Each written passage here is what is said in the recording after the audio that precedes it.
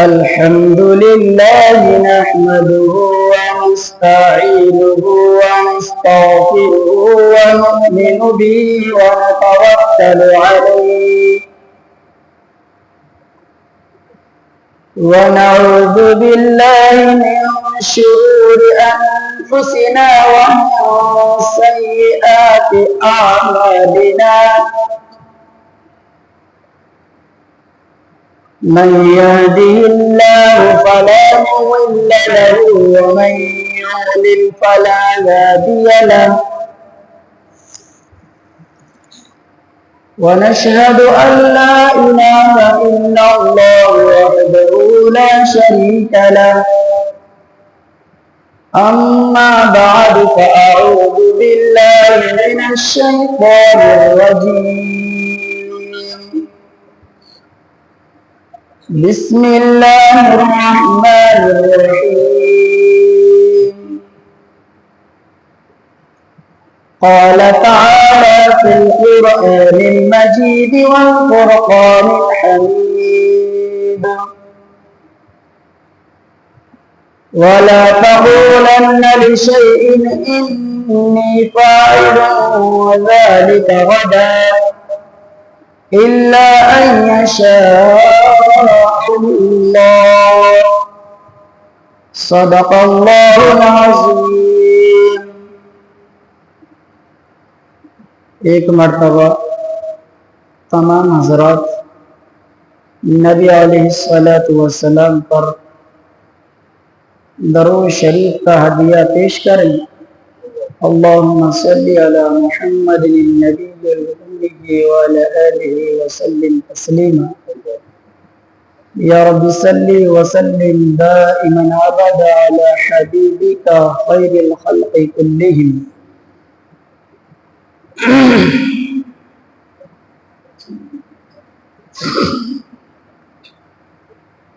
برادران اسلام،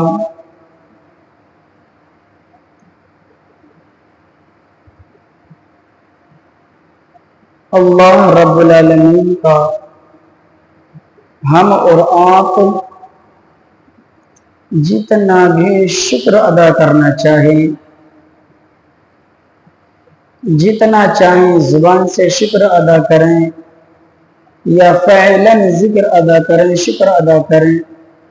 حقیقت یہ ہے کہ چاہے قولاً شکر ہو یا فعلاً شکر ہو، اللہ کی ہم شکر گزاری ادا نہیں کر سکتے. اللہ تبارک و تعالی نے جو انسان کو سانسیں دی ہیں، اگر ہم اور آپ پوری کائنات مل کر کے اس ایک سانس کا شکر ادا کرنا چاہے، حقیقت یہ ہے کہ جو سانس اوپر سے نیچے کو جاتی ہے، اس ایک سانس کا بھی ہم اور آپ شکر ادا نہیں کر سکتے. اور اللہ رب العالمین نے انسان کو بے شمار نعمتوں سے نوازا ہے. بہت ہی زیادہ اللہ تعالیٰ نے انسان کو نعمت عطا فرمائی. الغرض،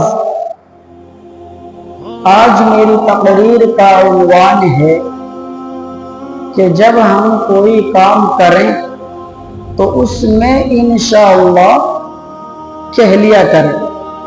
انشاءاللہ کہنے کے فوائد کیا ہیں اور انشاءاللہ نہ کہنے کے نقصانات کیا ہیں، انشاءاللہ آج اسی ٹاپک پہ، اسی مضمون پہ بات کی جائے گی.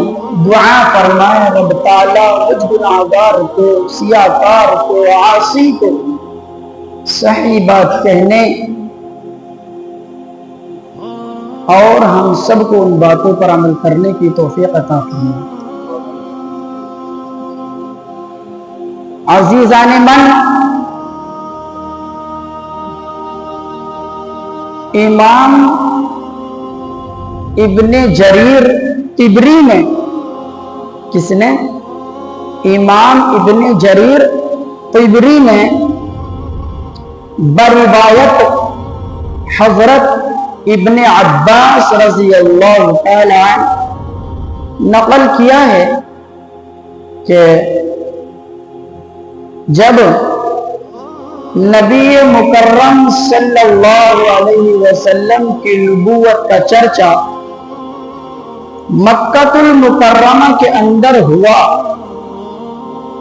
تو قریش اس سے پریشان ہوئے. قریش کے اندر کھلبلی مچ گئی. چنانچہ مکہ کے قریش نے دو آدمیوں کو، بات توجہ سے سنیں گے انشاءاللہ بڑا فائدہ ہوگا. کتنے آدمیوں کے ساتھ؟ دو آدمیوں کو. میں بیچ میں نام معلوم کروں گا، وہ دو آدمیوں سے اس میں دھیان سے سننا.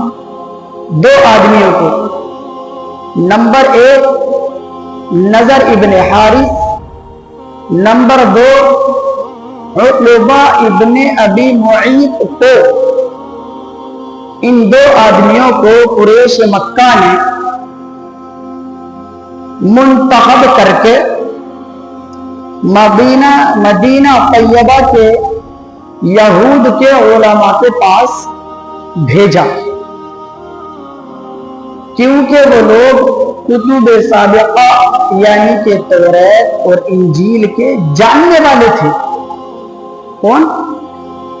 مدینہ کے یہود کے جو عالم تھے یہود کے مدینہ کے اندر، وہ سابقہ کتاب یعنی پہلی کتابوں کے کیا تھے؟ عالم تھے، جاننے والے تھے. تو مکہ والوں نے، قریش نے دو آدمیوں کو منتخب کرا، نضر ابن حارث اور عقبہ ابن ابی معیط کو. ان دو حضرات کو منتخب کر کے مدینہ المنورہ بھیج دیا کہ وہاں پر یہودی ہیں اور یہودیوں کے بڑے عالم ہیں. چنانچہ یہ لوگ مدینہ طیبہ کے یہود کے علماء کے پاس پہنچے اور جا کر کے انہوں نے اپنی عرضی دی، درخواست پیش کی کہ مکہ کے اندر محمد بن عبداللہ بن عبد المطلب نبوت کا دعویٰ کرتے ہیں اور وہ یوں کہتے ہیں کہ اللہ نے مجھے پیغمبر بنایا ہے، لہٰذا ہم ان کی بات کو کس طریقے سے تصدیق کریں؟ آیا ہم ان کو اپنا نبی تسلیم کریں یا نہ کریں؟ اس بارے میں آپ ہمیں کچھ رہنمائی فرمائیں، ہماری کچھ رہنمائی فرمائیں تاکہ ہم جا کر کے اپنے قریش کے جنہوں نے ہمیں بھیجا ہے ان کو بات بتلا سکے کہ آپ کی طرف سے ہمیں یہ میسج ملا ہے. چنانچہ یہود کے جو علماء تھے وہ توریت اور انجیل کو جاننے والے تھے، جیسے آج کے دور کے اندر مفتی ہیں، علماء ہیں، قراء حضرات ہیں، حافظ کرام ہیں، یہ قرآن کو جانتے ہیں. اسی طریقے سے اس زمانے میں یہودیوں کے جو عالم تھے وہ توریت اور انجیل کے جاننے والے تھے. یہ لوگ پہنچ گئے مدینہ.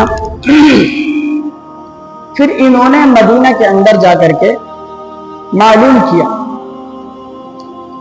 تو یہود کے علماء نے بتلایا کہ تم ان سے 3 سوال کرو. کتنے سوال کرو؟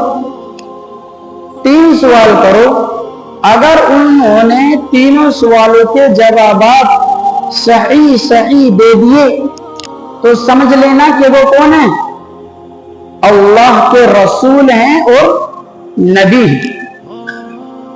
وہ 3 سوالات کیا تھے؟ وہ 3 سوالات یہ تھے کہ ان سے جا کے معلوم کرو کہ آپ ہمیں یہ بتلائیے کہ وہ نوجوان جو زمانہ قدیم میں اپنے شہر کو چھوڑ کر کسی دور دراز علاقوں میں چلے گئے تھے، ان کا واقعہ کیا ہے؟ کیونکہ یہ واقعہ بڑا عجیب و غریب ہے. ایک تو سوال یہ تھا کہ کچھ نوجوان زمانہ قدیم میں، پہلے زمانے میں، پرانے زمانے میں اپنا شہر چھوڑ کے کہیں دور دراز چلے گئے تھے، ان کا واقعہ کیا ہے؟ کیونکہ یہ واقعہ بڑا عجیب اور غریب ہے. ایک تو سوال یہ پوچھنا آپ ان سے. بھائی سنتیں نہ پڑھیں، سنتوں کا ٹائم دیا جائے گا، اس میں بات میں بھی خلل ہوتی ہے، نماز میں بھی خلل پڑتا ہے۔ دوسرا ان کا سوال یہ تھا کہ ان سے اس شخص کا حال دریافت کرنا جس نے مشرق اور مغرب کی زمین کا سفر کیا، اس کا واقعہ کیا ہے؟ وہ کون شخص تھا جس نے مشرق اور مغرب کی تمام زمین کا سفر کیا؟ وہ شخص کون تھا؟ کیونکہ یہ واقعہ بھی بڑا عجیب و غریب ان کی نظر میں تھا۔ تیسرا، آپ ان سے سوال یہ کرنا کہ روح یہ کیا چیز ہے، روح کے بارے میں آپ ہمیں بتلائیے۔ چنانچہ پھر ان یہود کے علماء نے کہا کہ اگر وہ تینوں سوالوں کے جواب صحیح دے دیں تو آپ سمجھ لینا کہ وہ اللہ کے رسول ہیں اور نبی ہیں، اور اگر وہ سوال کے جوابات نہ دیں تو سمجھ لینا کہ محض باتیں بنانے والے ہیں، نبی نہیں ہیں۔ چنانچہ یہ لوگ یہود کے علماء سے معلوم کر کے اب کہاں آئے؟ مکہ المکرمہ واپس آئے۔ چنانچہ یہ قریشی مکہ المکرمہ واپس تشریف لائے اور پورا مکمل واقعہ اپنے قبیلے والوں کو بتلایا کہ یہود کے علماء نے یہ بات بیان کی ہے۔ چنانچہ پھر لوگ اکٹھا ہو کر کے، جمع ہو کر کے نبی مکرم صلی اللہ علیہ وسلم کی خدمت میں حاضر ہوئے اور سوالات دہرانے لگے کہ بتلائیے کہ وہ شخص، وہ لوگ جو زمانہ قدیم کے اندر اپنے شہر کو چھوڑ کر کے دوسری جگہ چلے گئے تھے، ان کا واقعہ کیا ہوا؟ دوسرا، ان لوگوں نے سوال کیا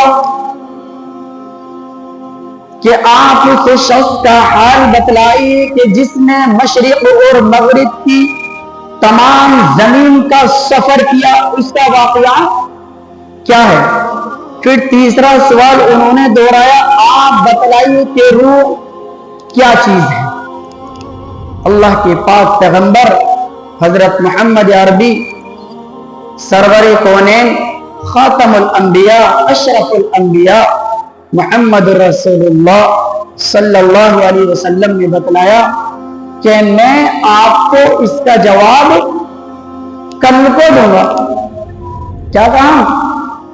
یہ جو آپ سوالات مجھ سے کر رہے ہیں، میں اس کا جواب آپ کو کل دوں گا۔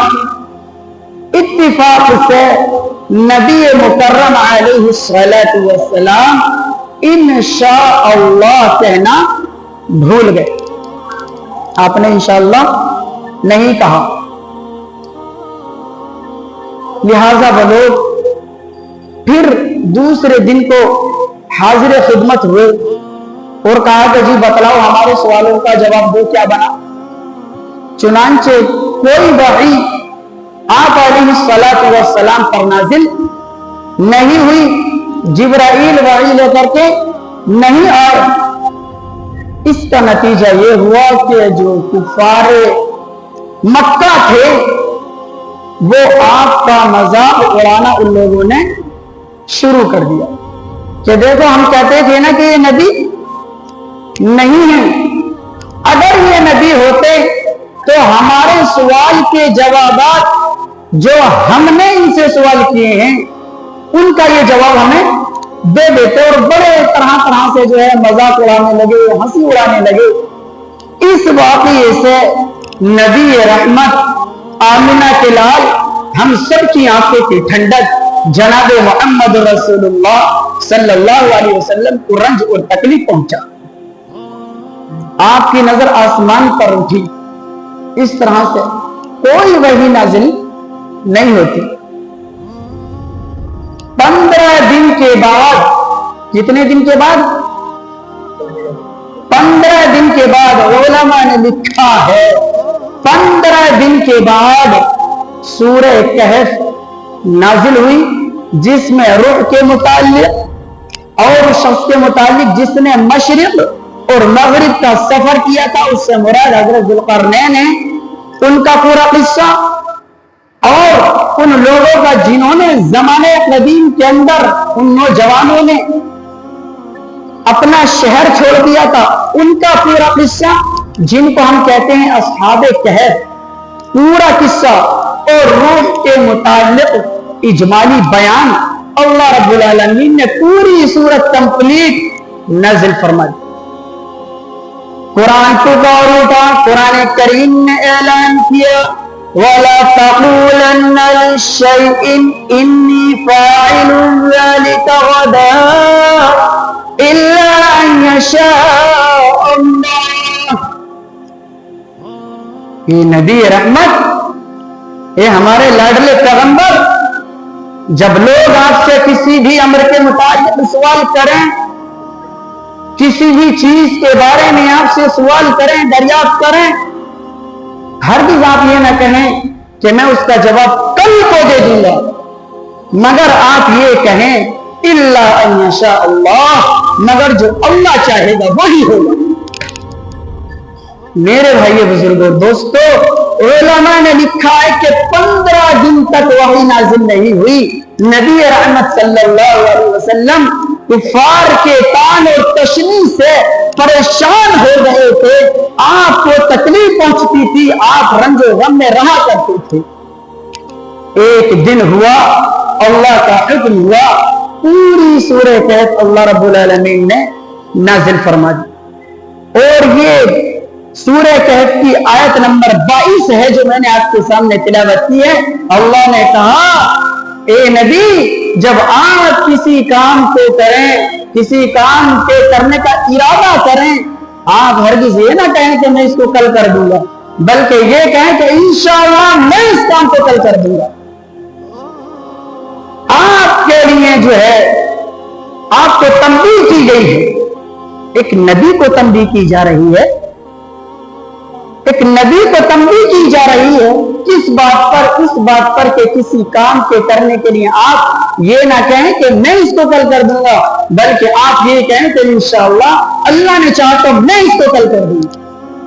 आज हमसे अगर कोई वादे होते हैं हमसे, या हमारा किसी से कोई मुआहदा होता है, कोई लेन देन होता है किसी काम के करने के लिए, लोग हमसे कहते हैं, तो हम क्या कह देते हैं, ठीक है कल कर देंगे। क्या कर देंगे? कल कर देंगे, ये कल हो जाएगा आपका काम। लेकिन इंशाअल्लाह आप नहीं कहते, हम और आप इंशाअल्लाह नहीं कहते। ओ लोगों, नबी मुकर्रम सल्लल्लाहु अलैहि वसल्लम की आप तारीख उठा करके देखिए, कुरान करीम को पढ़िए, आपको पता चलेगा कि सूरह कहफ के अंदर आमिना के लाल, अब्दुल्लाह के लखते जिगर, हम सब की आंखों के ठंडक, इमामुल अंबिया, अशरफुल अंबिया, खातिमुल अंबिया हजरत मुहम्मद रसूलुल्लाह सल्लल्लाहु अलैहि वसल्लम की तंबीह की गई, आपको तंबीह की गई। उलमा ने लिखा है कि आपके वास्ते से क़यामत तक के इंसानों के लिए ये मैसेज अल्लाह रब्बुल आलमीन ने कुरान करीम सूरह कहफ के अंदर ये मैसेज दे दिया कि ए लोगों, जब भी तुम्हें किसी काम के करने का इरादा हो तो ये ना कहो कि मैं उसको कल कर लूंगा, हाँ ये कहो तो इंशाअल्लाह अल्लाह ने चाहो तो मैं उसको कल कर लूंगा। 15 दिन तक वही नाज़िल नहीं हुई। नबी अलैहिस्सलातु वस्सलाम का मजाक उड़ाया जा रहा है, आप परेशान हैं, आसमान को देखते हैं कोई मैसेज नहीं, और इधर कुरैश मक्का का हाल ये है कि वो आपकी शान में ठिट्ठेबाजी करते हैं, मजाक उड़ाते हैं, तरह तरह की बातें आपकी शान में पेश करते हैं। फिर सूरह कहफ नाजिल हुई, अल्लाह रब्बुल आलमीन ने उनके सारे सवालात के जवाबात सूरह कहफ के अंदर दी, और आगे कहा, वला तक़ूलन्ना लिशैइन, ए पैगंबर, जब आप किसी काम के करने का इरादा करें, इन्नी फ़ाइलुन ज़ालिका गदा, तो हरगिज़ ये ना कहें कि मैं इसको कर दूंगा, मगर जब आप किसी किसी अमर को करें तो एक लफ्ज आपको कहना है, वो है इंशाअल्लाह इल्ला इंशाअल्लाह। इसलिए मेरे भाई बुजुर्गों दोस्तों, हम ये आज़म करें कि इंशाअल्लाह हम जो भी काम करेंगे उसमें इंशाअल्लाह जरूर करें। अगर हमने इंशाअल्लाह नहीं कहा तो मेरे भाई बुजुर्गों दोस्तों, इसका मतलब ये है कि हमने अपने आप को बड़ा समझा, और बड़े भाई हम नहीं है। बड़ा कौन है? हमारा रब है, हमारा अल्लाह है। हम छोटे हैं, हमारे सारे काम छोटे हैं, हमारी जो ज़हनियत छोटी है। हमारा परवरदिगार है जो सबसे बड़ा रब है, वो जो चाहता है करता है और वो हर चीज पर कादिर है। इसलिए इंशाअल्लाह आज की तकरीर पे हमें ये मैसेज लेना है, हमें ये आज़म मुसम्मम करना है कि इंशाअल्लाह जब भी हम कोई काम करेंगे तो उसमें इंशाअल्लाह जरूर करेंगे। अल्लाह रब्बुल आलमीन मुझ गुनाहगार को अमल करने की, आप तमाम हज़रात को भी अमल करने की तौफीक अता फरमाए। व आखिर दावाना अनिल हम्दुलिल्लाहि रब्बिल आलमीन।